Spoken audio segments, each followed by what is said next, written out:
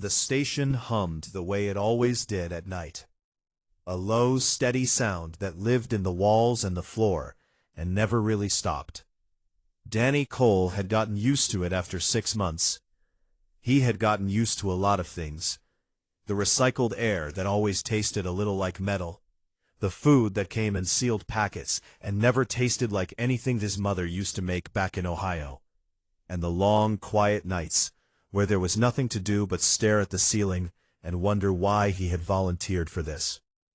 Helix Gate was not a beautiful place. It was a joint species orbital station, built in the empty space between Earth's territory and the edge of the Aethari Empire. It was meant to be neutral ground, a place where two very different civilizations could sit across a table and try to figure out how to share a galaxy without destroying each other. Danny was a diplomatic attaché, which sounded important, but mostly meant he carried documents, attended meetings he barely understood, and smiled politely at aliens who looked at humans the way a person might look at a stray dog that had wandered into a formal dinner. The Aethari had arrived that morning. Their convoy had come through the jump gate in perfect formation, 6 warships and 1 royal cruiser, all gleaming silver and blue, moving with a grace that made the human vessels parked nearby look like tin cans. The Aethari were beautiful in the way that expensive things were beautiful. Tall, with luminous violet skin and silver-white hair that seemed to float even in normal gravity. Their eyes held light like tiny stars. They moved like they owned every room they walked into, and in most of the galaxy, they did. Danny had stood in the back of the welcome reception that evening, dressed in his best uniform, which still had a small coffee stain on the sleeve that he had tried to scrub out that morning. He watched as the Aethari delegation entered the main hall. There were advisors and military officers and diplomats, all walking in careful order. And then, at the center of them all, there was her, Princess Valith Sarani, eldest daughter of the Aethari Emperor. She wore a gown that looked like it had been woven from moonlight, and moved with a kind of practiced elegance that told Danny she had been trained to walk like that since she could stand. Her face was calm and perfect, the kind of face that belonged on a painting. Every eye in the room followed her. But Danny noticed something else. It was quick, just a flash, gone before anyone else could catch it. When Valith thought no one was watching, when the cameras turned and the diplomats bowed and the attention shifted for just half a second, her expression changed. The calm mask cracked, and underneath it, Danny saw something he recognized. He saw exhaustion. He saw sadness. He saw a person who was very, very tired of being looked at. Then the moment passed. The mask returned. The princess smiled and nodded and played her part, and Danny went back to his quarters and told himself it was none of his business. That was 8 hours ago. Now it was past midnight, station time, and Danny was sitting on his bunk reading a paperback novel that was falling apart because he had read it 4 times already. His quarters were small, a bunk, a desk, a tiny bathroom, and a shelf where he kept his books, a photo of his family, and a little potted plant that he watered every morning, even though Kyle Bennett kept telling him it was already dead. Danny did not think it was dead. It just needed patience. The knock came so softly that he almost missed it. 3 gentle taps, barely louder than the hum of the station. Danny frowned. Kyle sometimes came by late to complain about things, or to ask if Danny wanted to play cards. But Kyle knocked like he was trying to break the door down. This was different. This was careful, almost afraid. Danny stood up, crossed the small room in 3 steps, and opened the door. Princess Valith Sarani stood in the dim corridor outside his quarters. She wore a dark cloak with the hood pulled up, but it did not hide her violet skin or the faint glow of her eyes. She looked smaller than she had at the reception. Without the gown and the handlers and the lights, she looked like a person standing in a hallway, trying very hard not to be seen. She looked at him and said, in careful, slightly accented English, "May I stay with you tonight, human?" Danny stared at her. His brain went through several thoughts very quickly. The first was that this was some kind of test. The second was that this was some kind of trap. The third was that he was going to cause an interstellar war. But then he looked at her face, really looked, and he saw the same thing he had seen at the reception. She was not scheming. She was not dangerous. She was scared. "Come in," he said, and stepped aside. Valeth moved into the room quickly and quietly, like someone who had practiced sneaking out of places. Danny closed the door and turned to face her, and for a long, strange moment, neither of them spoke. She stood in the middle of his tiny quarters and looked around at everything: the books, the photo, the plant, the coffee mug on the desk, with an expression of deep curiosity, as if she had stepped into a museum of some alien civilization. "Your room is very small," she said. "It is." He offered her the only chair. She sat down and pulled back her hood, and her silver-white hair spilled over her shoulders. Up close, her skin had a faint shimmer to it, like light moving beneath water. "I could not stay in my quarters," she said quietly. "There are sensors in every wall. Zale, my advisor, he monitors everything. My words, my movements, my sleep. I am never alone, not truly." She paused and looked down at her hands. "I saw your face at the reception tonight. You were the only one who was not staring at what I was. You were looking at who I was. I do not know why, but it made me want to come here." Danny did not know what to say to that, so he did what he always did when things got heavy. He pulled out his small portable brewer and 2 mugs and started heating water, and Valeth watched the whole process with fascination, as if he were performing surgery. They talked through the night, carefully at first, the way 2 strangers do when they are aware that a single wrong word could ruin everything. She asked about the photo on his shelf, and he told her about his parents, his hometown, the creek behind his house where he used to catch frogs as a kid. She listened like every word was precious. She asked about the plant, and he told her its name was George, and she laughed, a real laugh, quiet and surprised, as if she had forgotten she could make that sound. She told him small things in return, that she liked the color of Earth's sky in pictures, that she had read human poetry in secret, that no one in the Aethari court had ever asked her what her favorite color was. "What is it?" Danny asked. "Green," she said, and looked at George the plant with a small, soft smile. She left before the station lights shifted to morning mode. She stood at his door and thanked him, and the way she said it, quietly, with her eyes down, told Danny that she was not used to thanking people, because she was not used to people doing things for her without expecting something in return. After she was gone, Danny sat on the edge of his bunk for a long time. His heart was beating hard, and his hands were not quite steady, and somewhere in the back of his mind, a calm and reasonable voice was telling him that he had just made the most dangerous decision of his life. He looked at George the plant. "Don't judge me," he said. George did not judge him. The treaty negotiations started the next morning, and they were exactly as painful as everyone expected.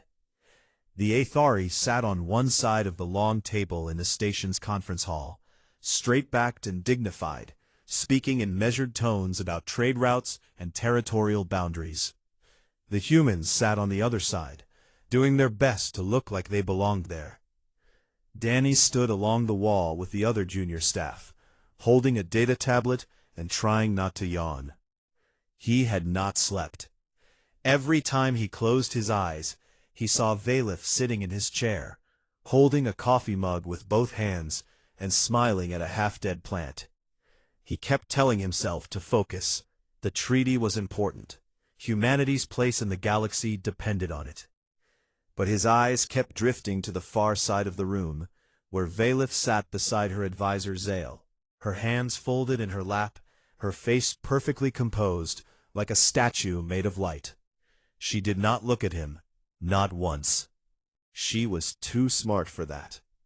Over the next 3 days, Vaylith found other ways to be near him. She requested a human cultural liaison for her station tours, and since Danny was the most junior, and therefore the most available, Captain Laura Price assigned him to the task with a raised eyebrow and a short warning to keep things professional. Danny showed Vaylith the station.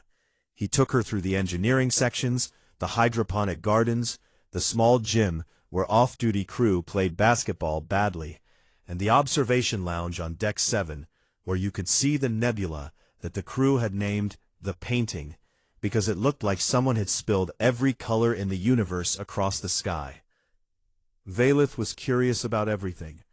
She asked questions that no diplomat would ask, not about systems or protocols, but about how things felt. What did the metal floors feel like under bare feet?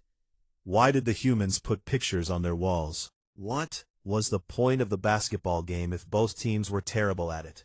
It is fun, Danny said. Fun, Vaylith repeated, as if tasting the word. We do not have this concept.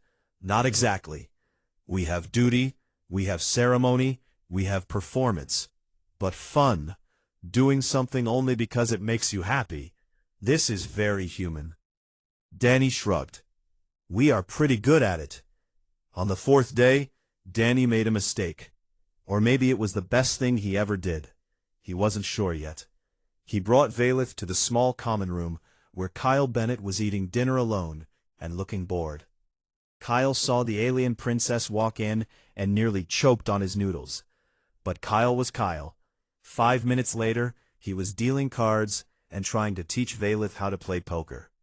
She was terrible at it. The Athari, Danny learned, did not bluff. Their entire culture was built on rigid honesty within social ranks. The idea of looking someone in the eye and lying about what you were holding in your hand was completely foreign to her. She lost every round and seemed delighted by it. This game is absurd, she said, laughing as Kyle raked in another pile of chips. That is what makes it great, Kyle said, grinning. He looked at Danny over Vaylith's head and mouthed the words, "What is happening?" with wide eyes. Danny shook his head slightly, and Kyle, to his credit, just kept dealing. Later that evening, after Kyle had gone to bed and the common room was empty, Danny sat with Vaylith in the observation lounge. He had brought his guitar, an old acoustic that had belonged to his brother. It was scratched and worn and slightly out of tune, and it was the most valuable thing Danny owned. "What is that?" Vaylith asked, looking at the instrument with curiosity. "A guitar. It makes music." "Will you play it?" Danny hesitated. His brother had been the talented one, but Vaylith was looking at him with those starlit eyes, and he could not say no. He played a simple melody, nothing fancy, just a slow, quiet song that his brother used to play on summer evenings on the back porch in Ohio, while the fireflies came out and the sky turned orange. When he finished, Vaylith was very still. Her eyes were wet. The Athari did cry, it turned out, but their tears were silver, and they caught the light like tiny jewels. "That was the most beautiful thing I have ever heard," she said, and her voice was not steady. "It is just a simple song," Danny said. "No," she said, "it is not simple. It is honest. That is what makes it beautiful. Nothing in my world is honest." They talked for a long time after that. Vaylith told Danny about her life. She had been raised in the imperial palace on the Athari homeworld, surrounded by servants and guards and tutors, who taught her language and politics and war strategy. She had never chosen a single thing for herself, not her clothes, not her food, not her education, not her future. She was betrothed to Kael Vorath, a warlord prince from a rival faction. The marriage was a political arrangement designed to prevent civil war. She had met Kael once. He had looked at her the way a general looks at a map, as something to be used. Danny listened without interrupting. When she was done, the lounge was quiet, except for the hum of the station and the distant soft light of the nebula. "What about you?" she asked. Danny told her about his brother, Sam. Sam had been 4 years older, loud and funny, and fearless. He had enlisted when the first contact skirmishes broke out. Brief, confused clashes between human scouts and Athari border patrols in the early years before anyone figured out how to talk to each other. Sam had died in one of those skirmishes. A miscommunication, a trigger pulled too fast. He was 24. Danny had joined the diplomatic program a year later. People thought he was crazy. Some people thought he was a traitor for wanting to work alongside the species that had killed his brother. But Danny believed that Sam's death meant something only if it led to peace. If it led to more war, then it meant nothing at all. "You chose to come here because of belief," Valeth said slowly. "Yeah, no one in the Athari court would ever do such a thing. To risk yourself for an idea, not for power, not for gain, but for a belief that the future could be better." She shook her head. "It is extraordinary. And foolish." "Probably both," Danny agreed. She smiled. "I think that is what I admire most about humans. You are foolish in the most beautiful ways." The next morning, Captain Price called Danny into her office. She was a tall woman with short gray hair and the kind of face that had seen too many problems and solved most of them through sheer stubbornness. She sat behind her desk and looked at Danny with an expression that was not angry, but was definitely concerned. "Cole," she said, "sit down." Danny sat. "I have eyes on this station. I know the princess has been spending time with you, off the books, after hours." Danny opened his mouth, but Price raised a hand. "I am not accusing you of anything, but I need you to understand what is at stake here. This treaty is the most important piece of diplomacy humanity has attempted in 50 years. If the Athari think we are interfering with their royal family, if they even suspect that one of our people has gotten close to the princess in any way that could be seen as inappropriate, this whole thing falls apart. And if this falls apart, people die." "I understand, Captain," Danny said. "Do you?" She studied him for a long moment. "Whatever this is, Cole, it cannot happen. You know that." Danny nodded. He promised to be careful. Price watched him leave, and she did not look convinced. That night, Valeth came again. Danny had not locked his door. He had told himself that he had simply forgotten, but he knew that was not true. She slipped in quietly and sat in the chair that had become hers, and Danny made coffee that she had learned to drink with 3 sugars. And they did not talk about the treaty or the future or the impossible distance between a human attaché and an alien princess. They sat together by the viewport and watched the nebula. Her shoulder was close to his, not touching, almost. The space between them was the width of a breath, and it held the weight of 2 civilizations. Neither of them spoke. Neither of them needed to. The silence said everything that words could not. And outside the window, the stars burned on, patient and old, and completely indifferent to the small, fragile, extraordinary thing that was growing in the space between 2 people who had no business finding each other. Zael Drenith had served the Athari imperial family for 40 years. He had survived 3 palace coups, 2 assassination attempts, and the slow, grinding politics of an empire that stretched across 100 star systems. He had not survived all of that by being careless. He noticed things. He noticed when people smiled at the wrong time, when eyes lingered where they should not, and when a princess who had never once broken protocol began disappearing from her quarters in the middle of the night. He confronted Valeth on the morning of the 7th day. They were alone in the suite that had been assigned to the Athari delegation, a large, cold room with silver walls and no personal touches, because the Athari did not believe in personalizing temporary spaces. Zael stood with his hands clasped behind his back, and his pale violet face perfectly still.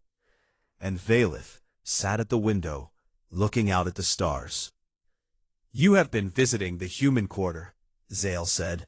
It was not a question. Valeth did not flinch She had been raised to control every muscle in her face, and she used that training now. I have been conducting cultural observation. It is within the scope of my diplomatic role.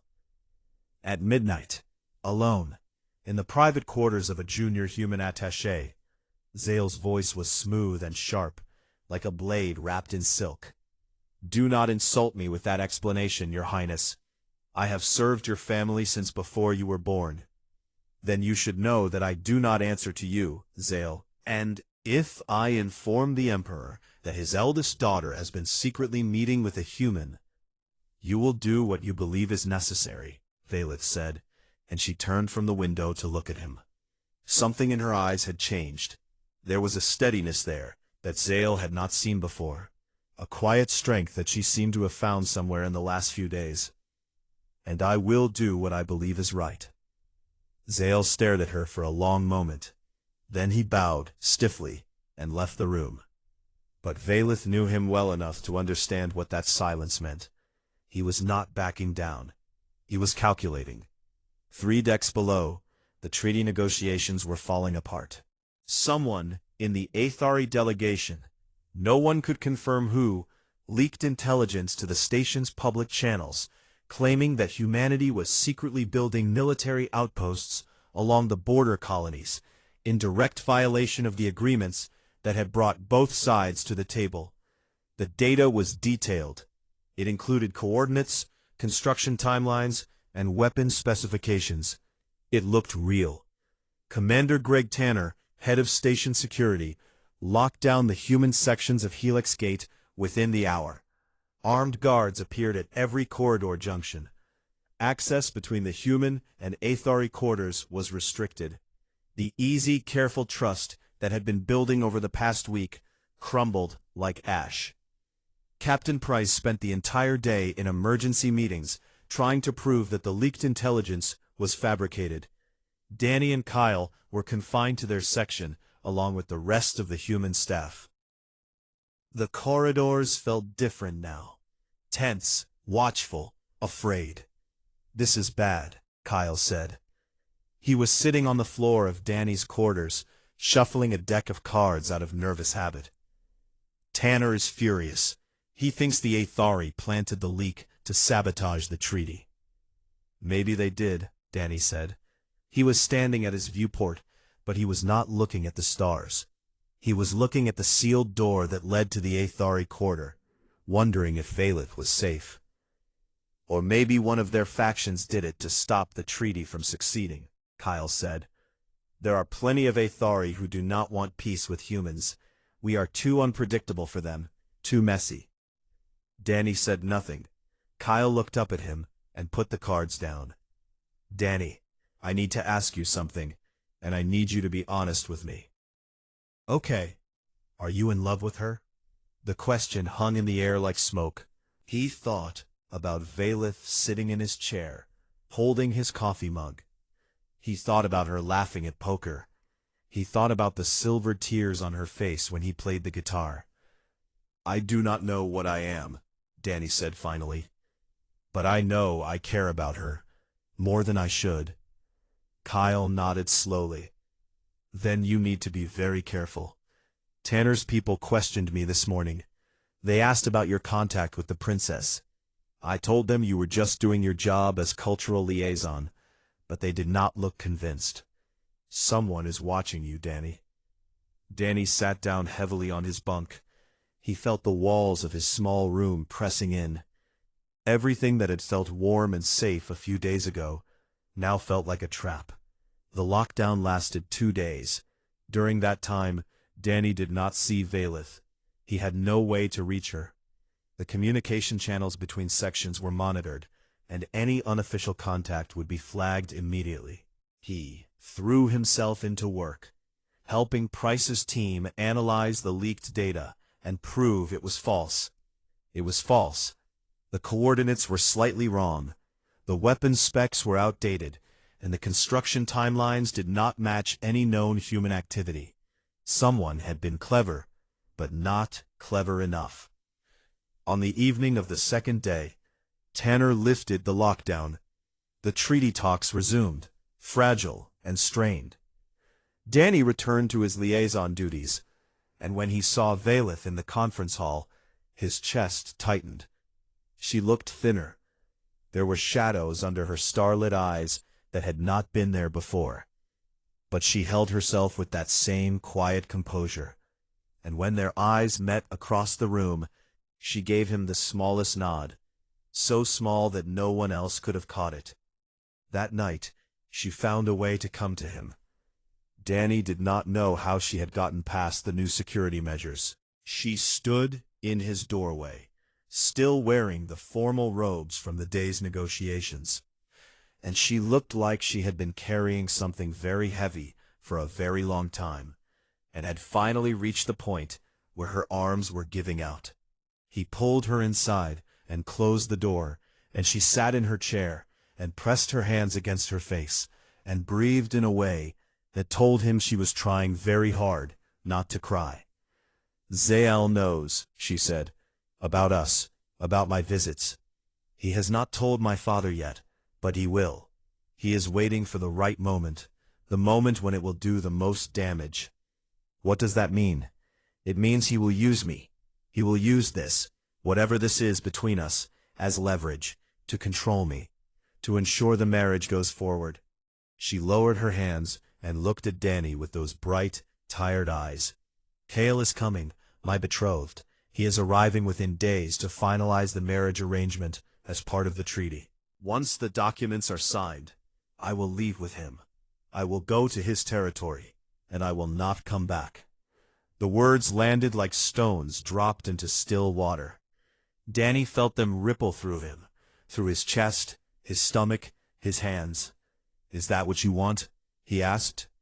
Valeth almost laughed. "What I want?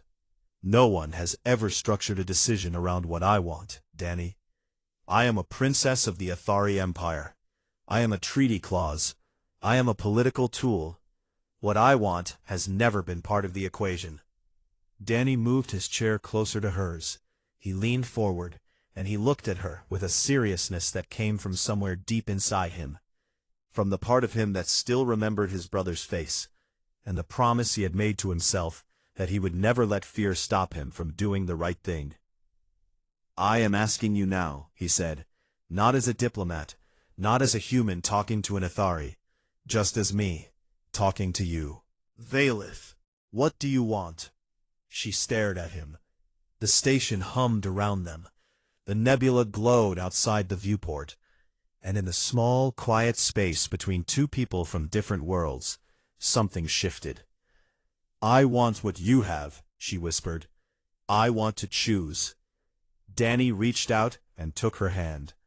Her skin was cool and smooth and faintly luminous, and her fingers curled around his like she was holding on to something she was afraid would disappear. They sat like that for a long time, hand in hand, saying nothing, while somewhere on the other side of the station, Zael Drenith composed a coded transmission to the Emperor's flagship and pressed send. The clock was running out, and neither of them knew how little time they had left. Cale Vorath arrived on a warship, not a diplomatic vessel, not a transport, a warship, long and dark and bristling with weapons, sliding through the docking ring of Helix Gate like a predator entering a cage. The message was clear before a single word was spoken. Cale Vorath did not come to negotiate, he came to collect. Danny stood with the rest of the human delegation in the reception bay and watched the airlock open. Cale stepped through, and the temperature in the room seemed to drop. He was tall, even for an Athari, nearly 7 feet, broad-shouldered, with skin the color of deep storm clouds, and eyes like molten gold. His face was handsome in a hard, carved way, like a statue designed to inspire fear rather than affection. He wore dark military armor, trimmed with silver, and he walked like a man who had never once been told no. Behind him came 6 armed guards, their weapons polished and visible, a threat dressed up as tradition. Cale's golden eyes swept the room and paused, for just a moment, on Danny. There was no recognition in that look, Danny was beneath his notice. It was the look of someone counting objects in a room and finding none of them interesting. Then Cale turned to Valith, who stood at the front of the Athari delegation beside Zale. He extended one hand, and Valith placed her fingers in his palm. The gesture was formal, ancient, practiced. But Danny saw her face. He saw the way the light dimmed in her eyes the moment Cale touched her, as if someone had closed a curtain behind a window. The formal dinner that evening was a disaster in slow motion. It was held in the station's largest hall, with both delegations seated at a long table. The food was a careful compromise. Athari dishes and human dishes served side by side, a symbol of cooperation that felt hollow under the weight of everything happening beneath the surface. Cale sat at the center of the Athari side, with Valith on his right. He spoke in a loud, confident voice, directing his words mostly to the human senior staff. He asked about Earth, its population, its military strength, its resource output, with the tone of a man conducting an inventory. "Your species is remarkable," Cale said, turning a glass of wine in his long fingers. "So young, so fragile, and yet so determined. Like small animals that do not understand the size of the forest they have wandered into." Captain Price smiled thinly. "We have a saying on Earth, it is not the size of the dog in the fight." Cale raised an eyebrow. "Charming." The tension thickened. Kyle, sitting near Danny at the far end of the table, was gripping his fork so hard his knuckles were white. Danny placed a hand on his arm under the table and shook his head slightly. "Not now." Later in the meal, Cale made a remark about humans and their endearing primitive customs. The way they decorated their rooms with pictures, the way they played their little games, the way they clung to objects and places and feelings as if these things mattered. "Sentimentality is a weakness," Cale said, smiling at Valith. "Would you not agree, my lady?" Valith looked at her plate. "I think," she said carefully, "that there are different kinds of strength." Cale's smile did not waver, but something cold moved behind his golden eyes. Danny felt his stomach tighten. That night, Valith came to Danny's quarters one last time. She did not sit in the chair. She stood by the viewport, her arms wrapped around herself, and she told Danny what he already knew. "I am going to go through with it," she said. "The marriage. Cale is a monster, but if I refuse, his faction will break from the Empire. There will be civil war. Millions of Athari will die. My people will suffer because I was too selfish to do my duty." Her voice was steady, but her hands were shaking. "I will not be the reason for that." Danny stood beside her. The nebula painted soft colors across her face, and she had never looked more beautiful, and she had never looked more broken. "There has to be another way," he said. "There is not. Valith, Danny." She turned to him, and her eyes were bright with unshed silver tears. "You are the kindest person I have ever met, in any species, on any world. You showed me what it feels like to be seen, truly seen, and I will carry that with me for the rest of my life. It has to." She touched his face with her cool fingertips, very gently, like she was memorizing the shape of him. Then she turned and walked to the door. Danny watched her go, and something inside him, something quiet and stubborn, something that had survived the loss of his brother and the loneliness of deep space and the slow weight of a galaxy that did not seem to care about small, ordinary people. That something refused to break. He went to find Captain Price. It was 2 a.m, station time. Price opened her door, in a rumpled uniform with dark circles under her eyes, and the expression of a woman who had not slept properly in a week. She looked at Danny and sighed. "This better be important, Cole." "It is." Danny sat in her office, and laid out an idea that he knew sounded insane. He had spent the last 3 hours reading through every draft of the treaty, every clause, every footnote, every amendment that either side had proposed over the months of pre-negotiation. And he had found something buried deep in the human-authored section, a provision so obscure that the Athari delegation had probably not even read it. Article 7, Section 14, Subsection C. Any individual present within the designated negotiation zone who can demonstrate that they are subject to coercion, forced arrangement, or denial of basic autonomous rights may formally request independent diplomatic asylum from either signatory party. It was a human legal concept. The Athari had no equivalent. They had probably glanced at it, assumed it was decorative filler, the kind of sentimental human language that cluttered every treaty, and moved on.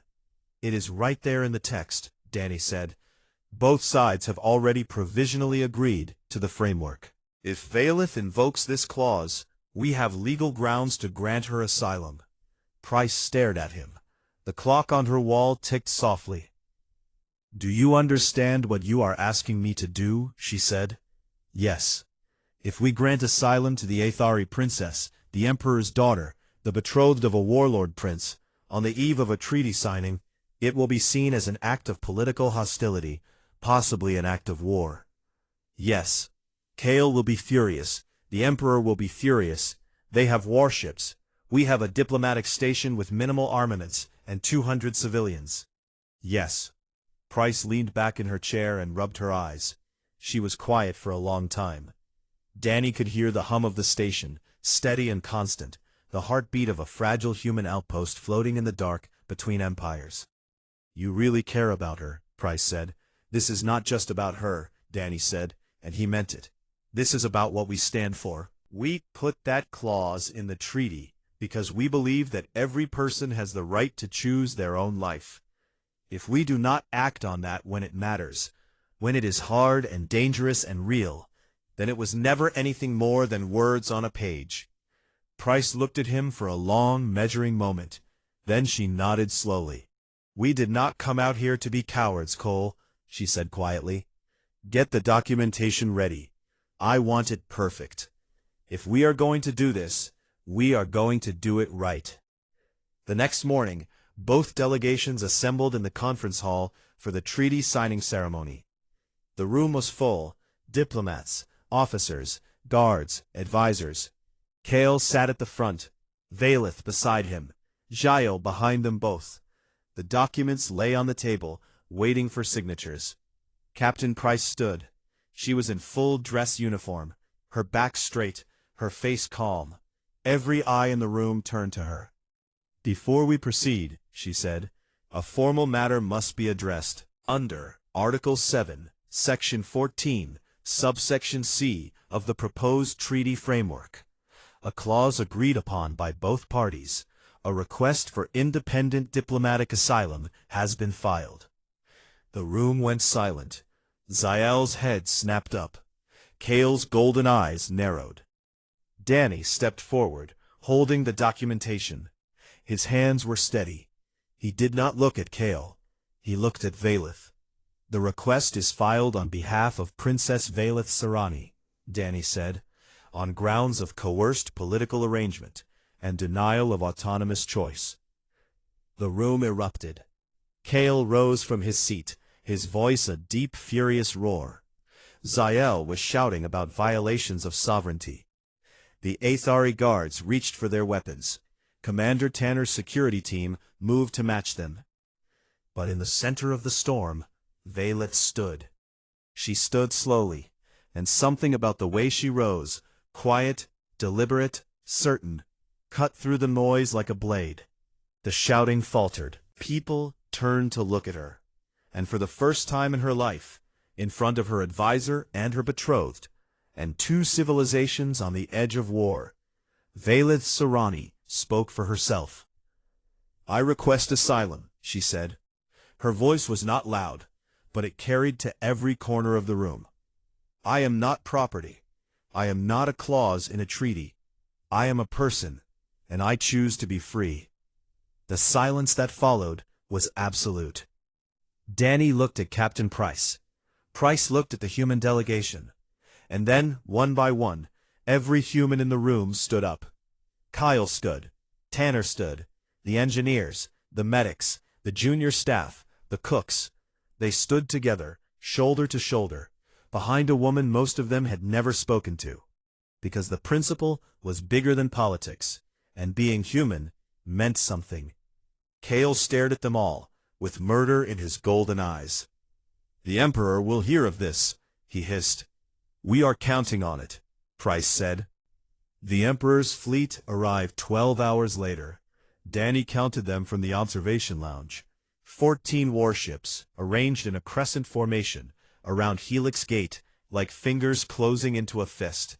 They were enormous, each one 10 times the size of anything humanity had in this sector, their silver hulls catching the light of distant stars. They did not fire. They did not need to. Their presence alone was the message. The station's alarms went off at 6 in the morning, station time. Red lights pulsed in every corridor. Commander Tanner's voice came through the speakers, calm and measured, ordering all non-essential personnel to the interior sections. Danny stood in the hallway outside his quarters and watched people move. Engineers, medics, cooks, walking quickly but not running, their faces tight with the kind of fear that comes when you understand exactly how small you are. Kyle appeared beside him, holding 2 cups of coffee. He handed one to Danny. 14 warships, Kyle said. "I counted." "I know. We have 1 station, a handful of patrol boats, and a broken vending machine on Deck 4. "I know." Kyle took a long sip of his coffee. "Good talk." Captain Price called a meeting with all senior staff in the command center. Danny was not senior staff, but Price waved him in anyway. The room was crowded and tense. On the main screen, a live feed showed the Emperor's fleet hanging in space, silent and waiting. "They have opened a communication channel," Price said. "The Emperor is demanding the immediate return of Princess Valeth. He is calling our asylum grant an act of abduction and a violation of Aethari sovereignty. He has given us 6 hours to comply, before he considers military options." The room was quiet. Danny could hear the hum of the station, that constant steady sound that had been his companion for 6 months. It sounded fragile. "What are our options?" Tanner asked. "We hold," Price said. "We do not hand her over. We do not fire first, and we talk." "Talk," Tanner repeated, his voice flat. "To 14 warships." "Yes," Price said. "That is what we do. We are diplomats. We talk." For the next several hours, Price and her team burned through the communication channels. They argued treaty law. They cited precedents. They invoked clauses and subclauses and amendments that most people had never read. The Aethari legal team pushed back with equal force, calling the asylum clause a human invention that held no weight in Aethari law. The arguments went in circles. The clock ticked. The warships waited. Danny spent most of that time in the observation lounge, staring at the fleet and thinking. He thought about his brother Sam, who had died in a misunderstanding between 2 species that did not know how to listen to each other. He thought about Valeth, who was somewhere on this station, probably alone, probably afraid, probably wondering if her choice to speak up was going to get 200 people killed. And he thought about what it meant to be human, really truly human, in a galaxy that was bigger and older and more powerful than anything his species had ever faced. Then he had an idea. He found Price in the command center, running on her 4th cup of coffee and her 2nd day without sleep. She looked at him with the eyes of a woman who had heard every idea in the world and expected this one to be just as useless. "I want to make a broadcast," Danny said. "A broadcast. Open frequency. To everyone. Not just the Emperor. To every ship in that fleet. To the Aethari crew members, the officers, the pilots. To anyone who is listening." Price studied him. "And say what?" "The truth." Price was quiet for a long time. Then she turned to the communications officer. Give him a channel. Open frequency. Full broadcast. Danny sat down in front of the microphone. The red recording light blinked on. He took a breath and started talking. He did not give a speech. He did not use big words or grand phrases. He spoke the way he would speak to a friend sitting across from him at a table. He spoke in simple, plain, honest language, because that was the only kind he knew. "My name is Danny Cole," he said. "I am a diplomatic attaché on Helix Gate. I am nobody important. I am a kid from Ohio who came to space because I believe that people, all people, human or aetheri or anything else, deserve a chance to understand each other." He paused. The red light blinked steadily. "A few days ago, a woman came to my door. She was not a princess to me. She was not a political asset or a treaty clause. She was a person who was tired and lonely and scared, and she knocked on my door because she had nowhere else to go. I let her in. I made her coffee.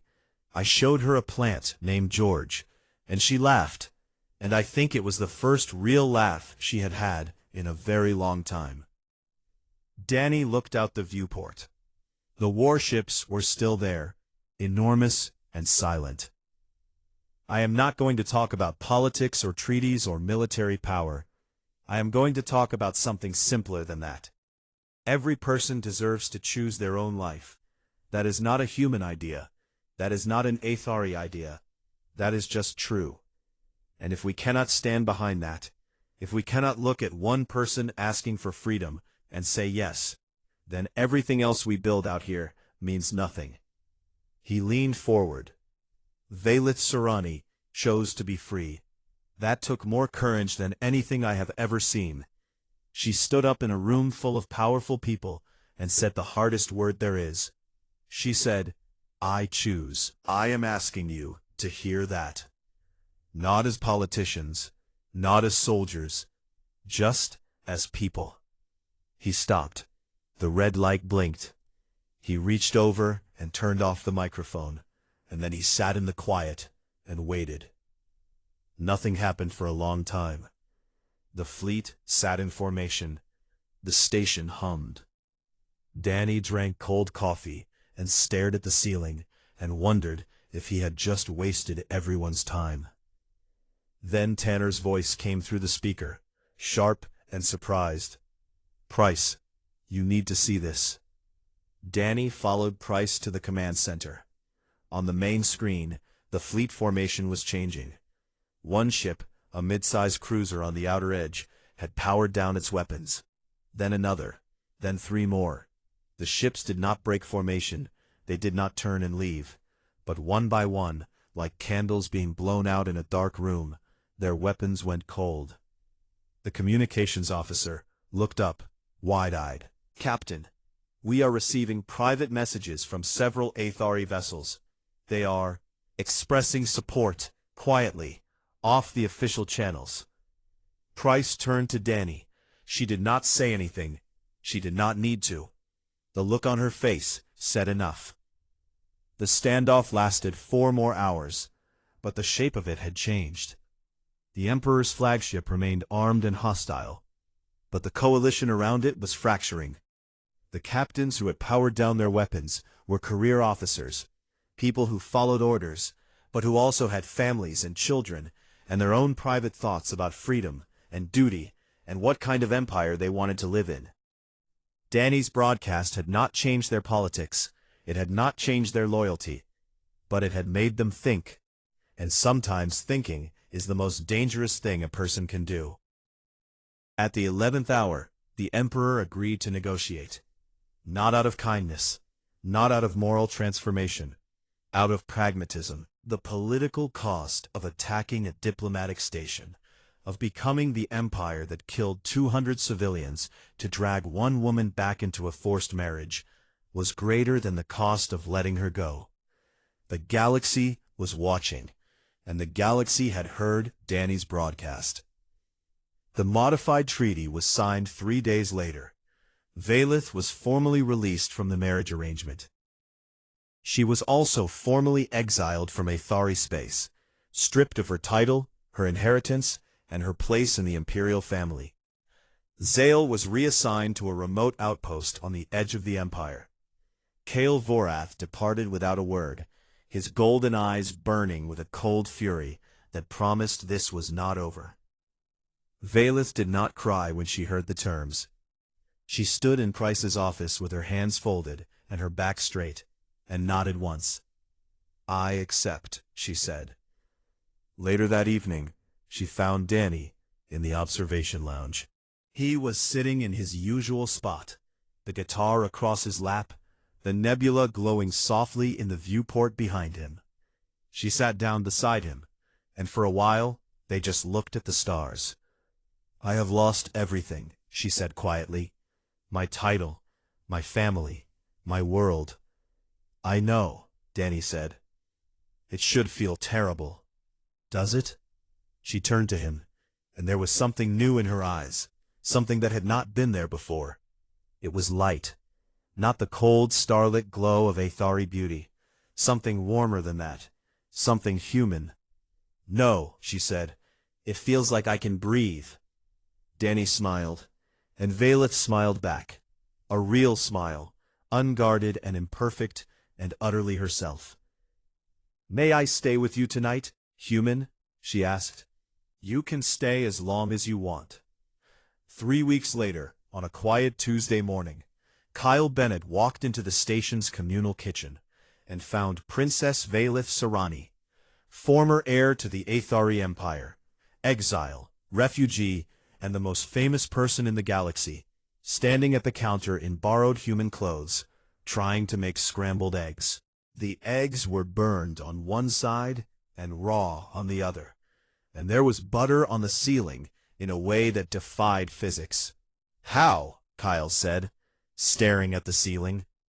"I do not want to talk about it," Vaelith said.